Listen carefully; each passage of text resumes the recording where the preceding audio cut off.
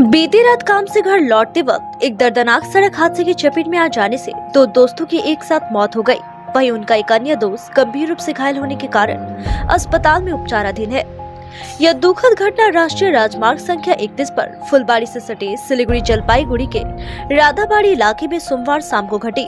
दोनों मृतकों का घर जलपाईगुड़ी जिले के फाटापुकुर से सटे आश्रमपाड़ा इलाके में है। ये सभी फुलबाड़ी में एक ऑनलाइन कंपनी में काम करते थे। कल शाम काम खत्म कर बाइक से घर जाते वक्त वे सड़क दुर्घटना का शिकार हो गए। चिंताजनक स्थिति में उन्हें बचाया गया और फुलबाड़ी के एक निजी अस्पताल में ले जाया गया। बाद में जब उन्हें उत्तर बंगाल मेडिकल कॉलेज और अस्पताल ले जाया गया तो ड्यूटी पर मौजूद डॉक्टरों ने मृण्मय बर्मन और ऋषिकेश बर्मन को मृत घोषित कर दिया। लक्ष्मण बर्मन नाम का एक अन्य दोस्त फुलबाड़ी के एक निजी अस्पताल में जिंदगी और मौत से जूझ रहा है।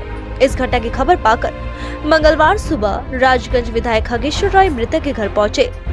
आज दोनों मृत युवकों के शव को पोस्टमार्टम के बाद उनके परिजनों को सौंप दिया गया। इस पूरी घटना से इलाके में शोक की लहर छा गई है।